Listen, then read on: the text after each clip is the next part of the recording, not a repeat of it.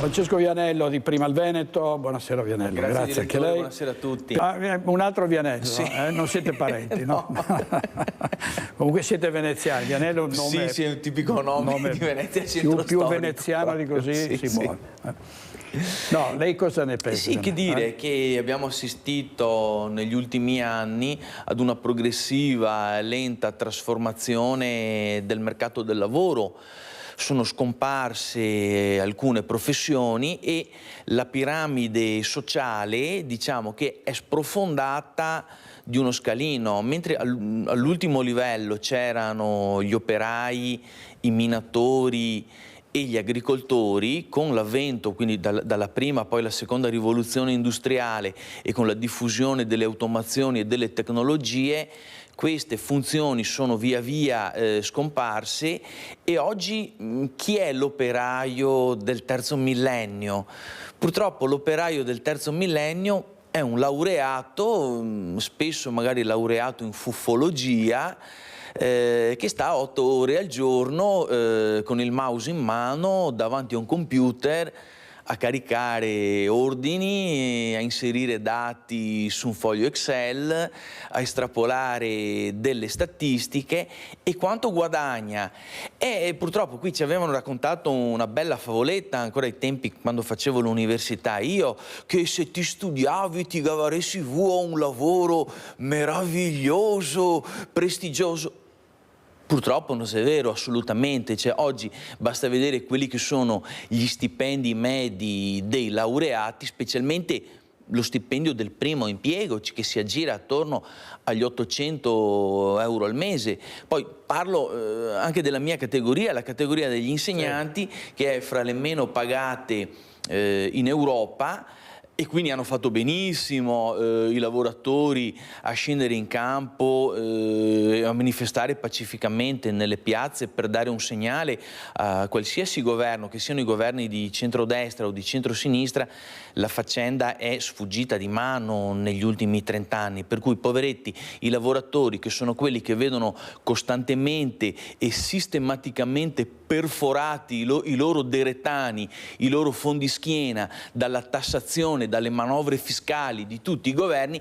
Caspiterina, ci mancherebbe anche che non avessero il diritto a scendere pacificamente nelle piazze italiane per far notare che gli stipendi sono fermi da oltre 25 anni e che fanno fatica ad arrivare a fine mese.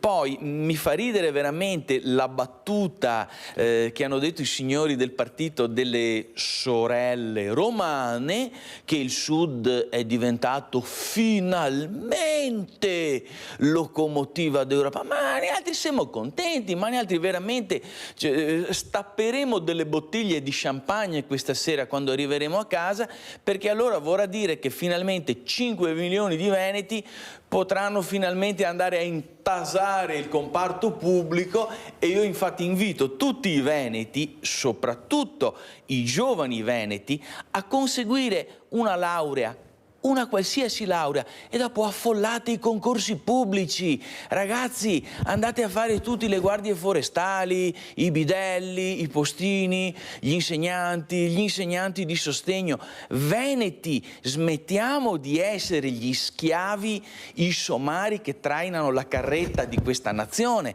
Finalmente adesso, come dice la Presidente delle sorelle romane, il Sud si è rimesso in gioco, si è rimesso a correre. Benissimo, andiamo anche noi nell'apparato pubblico, quello che io ho sempre auspicato e che ho sempre invitato i veneti a studiare, ad elevarsi culturalmente, ok? E a mettersi sullo stesso piano, lo stesso livello di tutte le altre regioni italiane. Grazie Vianello, grazie Francesco Vianello.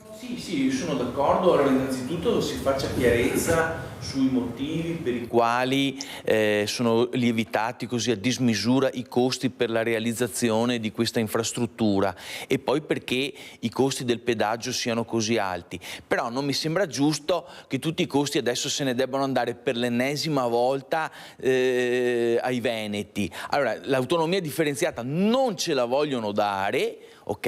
E quindi finché non ce la vogliono dare restiamo in Italia e questi costi vengono pagati da tutta Italia per Bacco, altrimenti la prendiamo sempre in quel posto noi veneti, sia che vogliamo l'autonomia non ce la danno, sia che restiamo dobbiamo tenerci i costi come se fossimo autonomi, ma autonomi non siamo perché loro non vogliono concedercela.